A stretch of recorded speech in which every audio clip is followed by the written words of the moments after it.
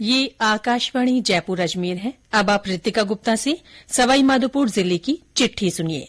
इसके लेखक हैं सतीश वर्मा। सवाईमाधोपुर जिले में इन दिनों तापमान में कमी आने से सर्दी का असर बढ़ गया है। लोग सुबह शाम सर्दी से बचने के लिए गर्म कपड़ों और अलाव का सहारा ले रहे हैं। बाजारों में गजक, मूंगफली, रेवड़ी और गुड़ के बने अन्य उत्पादों की बिक्री भी बढ़ गई है। जिले में इस बार अच्छी बारिश होने से सभी प्रमुख बांध लबालब भर गए हैं। इससे अब किसानों को सिंचाई के लिए पर्याप्त पानी मिल सकेगा। किसानों में रबी की फसलों, खासकर सरसों की बुआई को लेकर खासा उत्साह बना हुआ है। हालांकि इस बीच जिले में यूरिया की कमी से किसान परेशान है। जिले में पिछले दिनों 19 वर्षीय स्कूली छात्राओं की 66वीं राज्य स्तरीय हॉकी प्रतियोगिता का आयोजन किया गया। इसमें हनुमानगढ़ की टीम ने अजमेर एकेडमी को हराकर खिताब जीत लिया। प्रतियोगिता में तीसरे स्थान पर श्रीगंगानगर की टीम रही। उधर गोवा में आयोजित की गई 42वीं जूनियर तीरंदाजी प्रतियोगिता में राजस्थान की महिला टीम ने स्वर्ण पदक जीता। इसमें सवाईमाधोपुर जिले की यशस्वी नाथावत भी शामिल रहीं। वहीं मध्यप्रदेश के शिवपुरी में आयोजित हुई अखिल भारतीय विद्या भारती राष्ट्रीय तीरंदाजी प्रतियोगिता में सवाईमाधोपुर जिले की यशी शर्मा ने 4 स्वर्ण पदक जीते।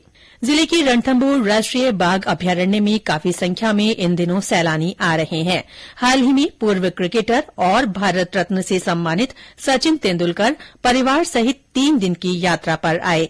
इस दौरान उन्होंने रणथंभौर राष्ट्रीय उद्यान का भ्रमण कर बाघ और अन्य वन्यजीवों की अठखेलियां देखी। इस बीच राष्ट्रीय बाघ संरक्षण प्राधिकरण की अनुमति के बाद 3 नवंबर को बाघ T110 को मुकुंदरा टाइगर रिजर्व और 16 अक्टूबर को बाघ T113 को वन अधिकारियों की उपस्थिति में सरिस्का के लिए विस्थापित किया गया।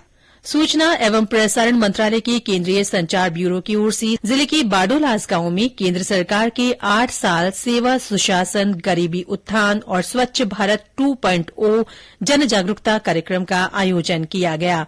इन कार्यक्रमों के माध्यम से केंद्र सरकार की 8 वर्ष की उपलब्धियों के बारे में लोगों को जानकारी दी गई। पिछले दिनों राष्ट्रीय महिला आयोग की अध्यक्ष रेखा शर्मा सवाईमाधोपुर के दौरे पर रहीं।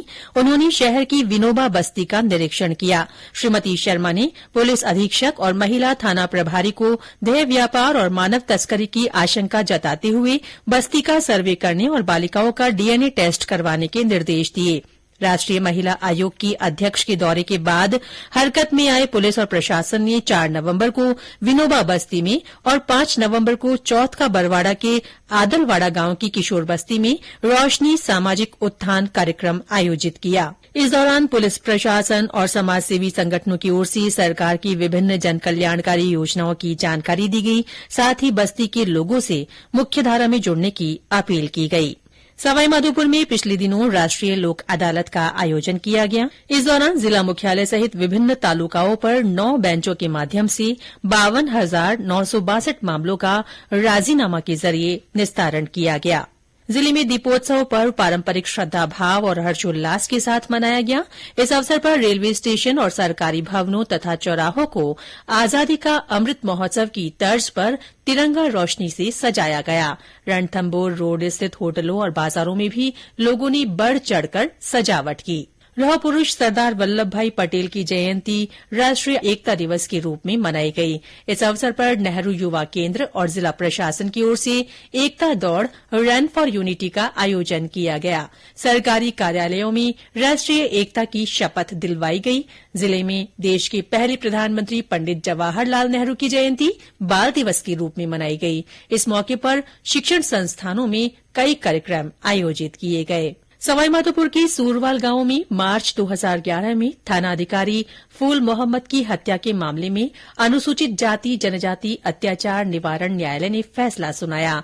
अदालत ने मामले में 89 आरोपियों में से तत्कालीन वृत्ताधिकारी महेंद्र सिंह सहित 30 लोगों को दोषी ठहराते हुए आजीवन कारावास की सजा सुनाई। साथ ही जुर्माना भी लगाया।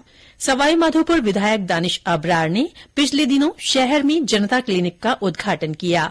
इस अवसर पर उन्होंने कहा कि जनता क्लिनिक खोले जाने से स्थानीय निवासियों को सरकार की ओर से निःशुल्क जांच दवा और विभिन्न उपचार की सुविधाएं मिल सकेंगी।